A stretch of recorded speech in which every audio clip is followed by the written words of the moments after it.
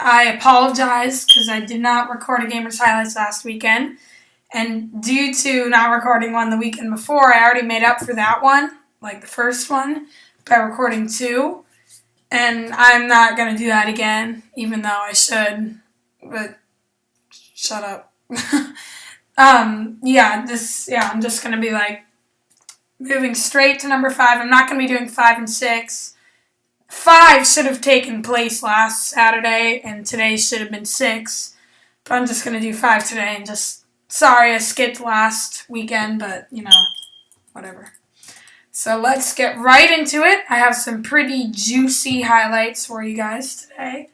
Our first one is NES Open Tournament Golf.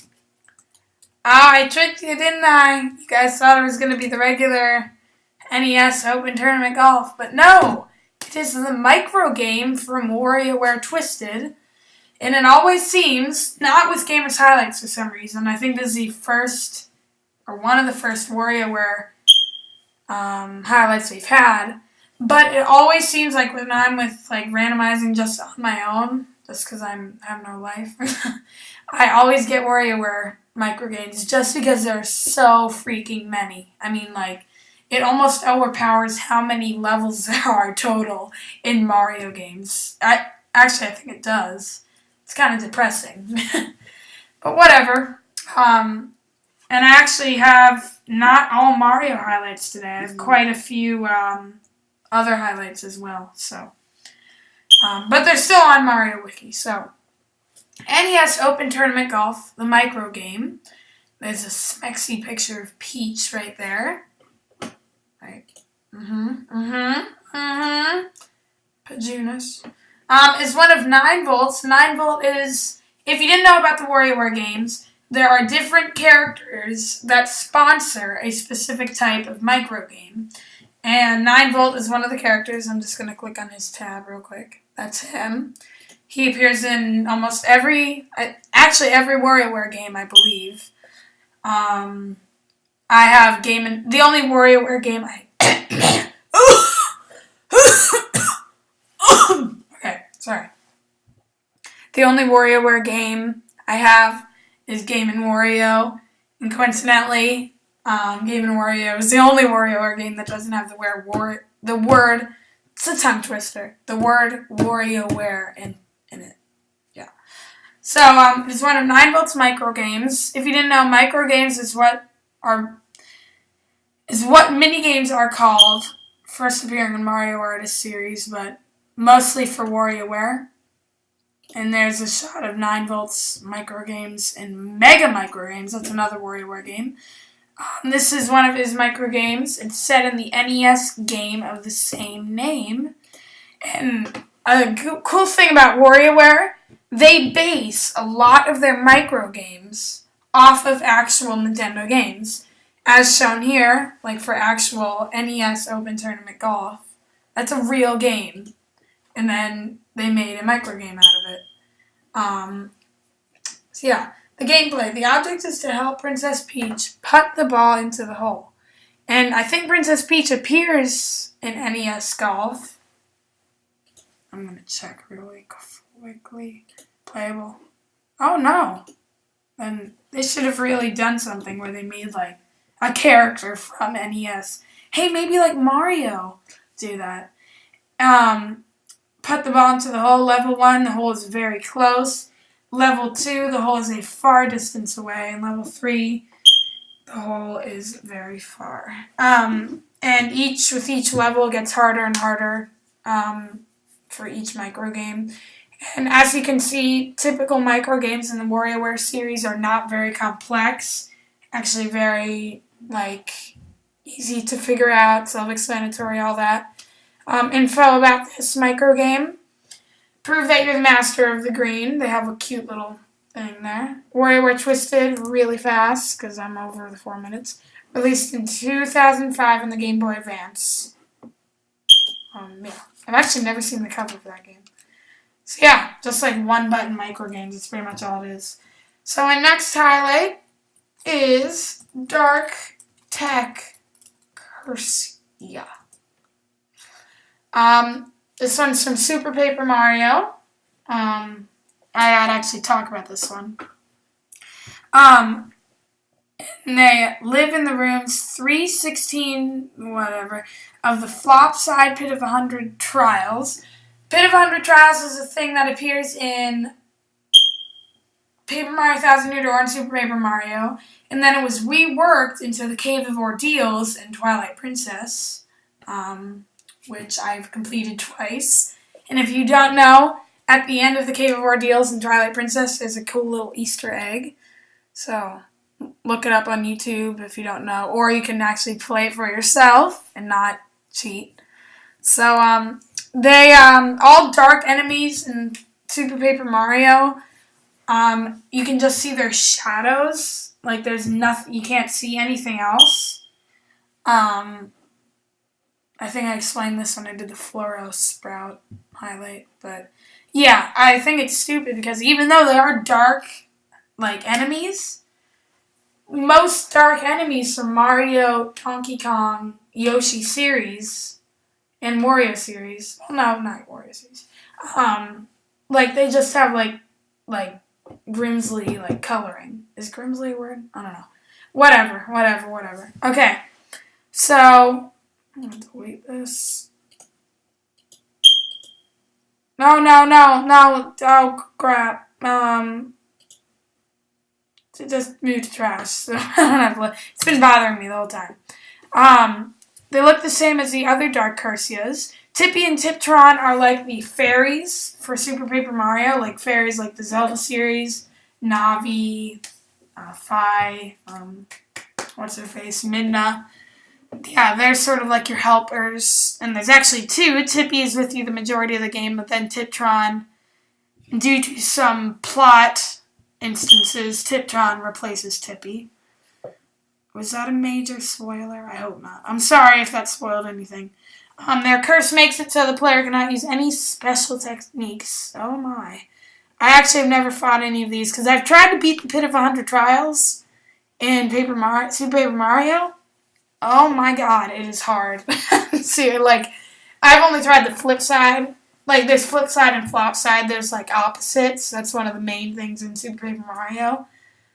Like, the flip side one was hard enough, and flop side tends to be more, like, dark, like the dark tech Cursyas, than flip side is. Like, everything's the opposite. And I can only imagine what that Pit of 100 Trials is. So, restricted techniques. Mario can't flip, Peach can't glide, Bowser can't use fire, and Luigi can't do super jump. And those are their, like, special abilities in Super Paper Mario. That's why I love that game so much, just because you can play as 4 different people, and you have partners, and it's not as, like, slow and RPG-ish as original Paper Mario's, which is a nice change. I'm not saying it's a better change, but it's a nice change. They regain that RPG element in Sticker Star, though. But yeah, I have all the Paper Mario games except for 1,000 Year Door, so yeah. Next one, we have something from a very recent game, the Pinhead. Well, not recent, 2010, but more recent than most of the ones we get. Pinhead are a type of creature appearing in the game Super Mario Galaxy 2. Super Mario Galaxy 2 is based off of one of the 3D Mario platformers. There's 3D Mario platformers. There's 64, Sunshine, and Galaxy. My personal favorites are, like, the latest one is my favorite, so Galaxy.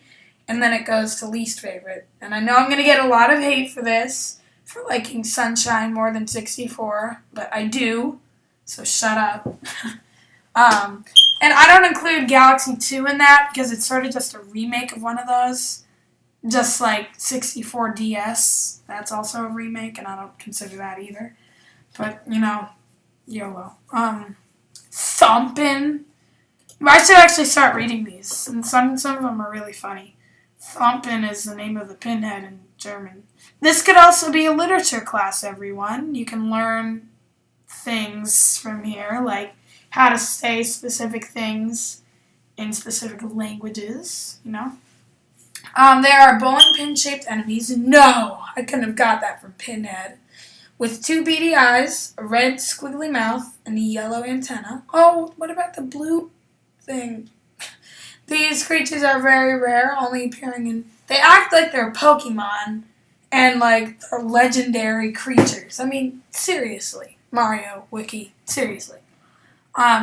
Boulder Bowl, which is the one you can see right up here. I'll click on that.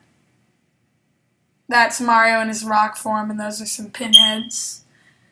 Super Mario Galaxy 2 actually introduces a lot of new elements to the Galaxy series that, like, they're really, some of them are really unique. And I'm not going to spoil anything because I think I already spoiled some of Super Paper Mario. So, sorry about that. But, you know, it's hard not to when it says it directly in the text that you're reading.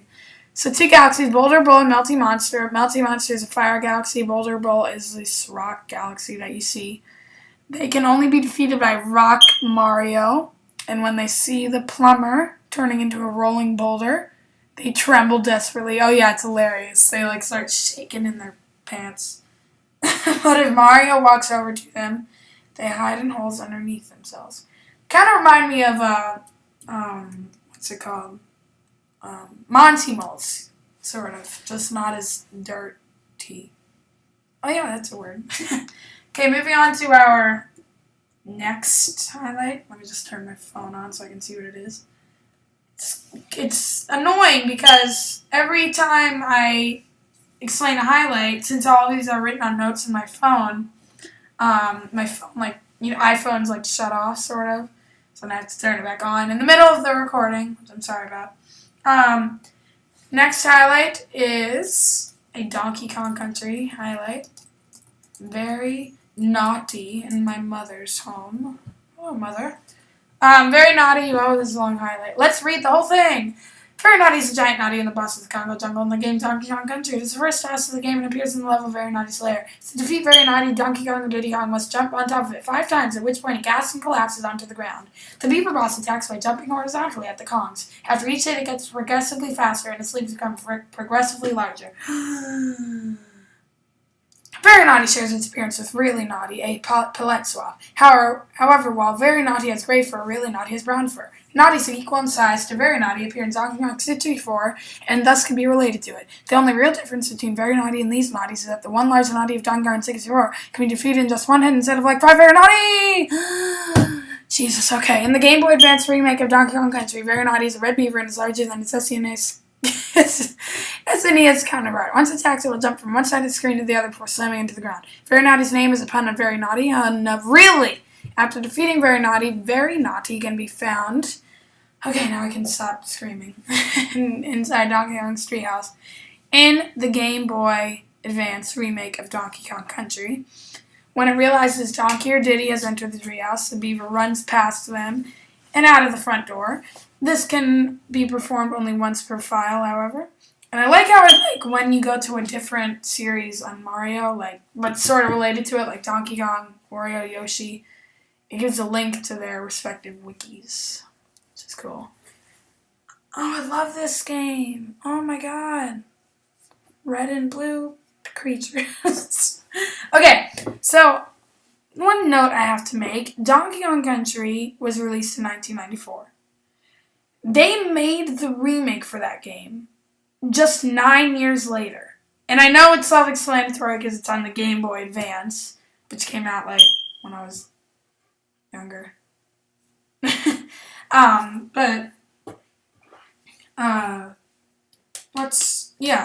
So I'm surprised. I didn't actually know it came out that soon. I mean, I should have guessed, but it just now hit me how soon they made the remake for Donkey Kong Country. And they made it for all the later games, too. Like Donkey Kong Country 2 and 3.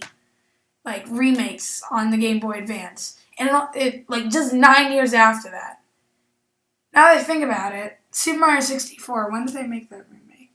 I think it was 2005 or 6 or 4 or 7, somewhere around there. But And then Super Mario 64 came out in 90. I don't know dates, people. I'm not good with dates, okay? Don't judge. You're really disgusting. I didn't even know there was an X button. I just was like praying there was, because it worked out well. I think Mario 64. It took them a while to make the remake, but like my God, they made that remake just 9 years after. Now I'm curious. How long after did they make the Donkey Kong Country 2 remake? Let's click on it really fast. Donkey Kong Country 2. There it is. Come on. I don't want to stray too far from this. Where the remake? The remake, people. The remake. 2004. Oh my God. Okay, Donkey Kong Country 3. 2005? Jeez. Oh my. It's disturbing how fast they make those. It would take me like 20 years to make like a Mario artist game. I mean, like, that's how unfortunate that is. Next is another Super Paper Mario highlight, the Bitlands.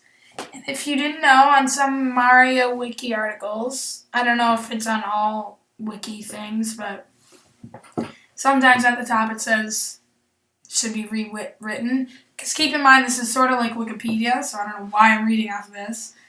I don't need your flowers or your Honda. But people write this, as you know. So it can't always be trusted, but everyone always says Wikipedia's like, no, it's never useful because, I mean, like, yeah, you shouldn't use it for like projects, but it's not completely wrong. It's still checked to make sure it's accurate. So my water's on the other side of the room and I really want it. Can you guys just like wait? Okay, I'll be right back. Water. I like water.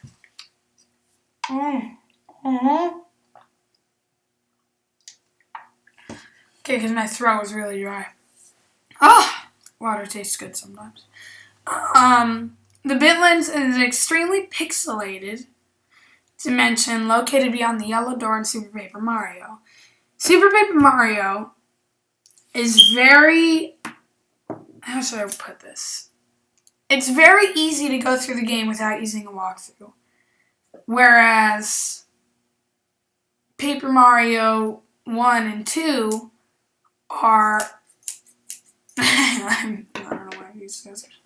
Paper Mario 1 and 2, on the other hand, are not as, like, self-explanatory. And I'm not saying I use walkthroughs, but for lack of a better word, you know? Never mind. According to the internet, the overworld music is titled Open Plane. The internet is... I'm getting out of here. Let's just look at the stages real quick. When Geeks Attack, the Bitlands.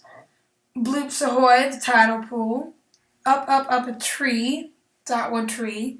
Battle Fort Francis. And I like how they have stages in Super Paper Mario. All around, I think Super Paper Mario is a more polished Paper Mario game than the other ones are. And I'm not just saying that because those were released early and they don't have good graphics and whatever, but I honestly do have a legitimate reason to think that. But you can pause this if you want to read it. Not really going to get into any of this highlight. References. He has a Famicom. Oh my. Oh, that's cool. If you switch to 3D, you have a Wii. Oh, that's so cool. Oh my God. I should really I really want to go see that. Really fast. I'm going to go on YouTube and find that, and I'm going to put it on, okay? I'm not coming back to this highlight, so take a good look at it. Oh, Mario comes to a party chapter 31. I always do the trivia. If he flips, you can see they're really simple poses, block statues. I don't care. Okay, BRB. Cannot find it. You know what? That's it. If I find it, I'll show it to you next episode. Okay, so did not end well, but this has been BegaBoy17, and I'll see you guys next Saturday for another episode of Gamers Highlights. See you guys.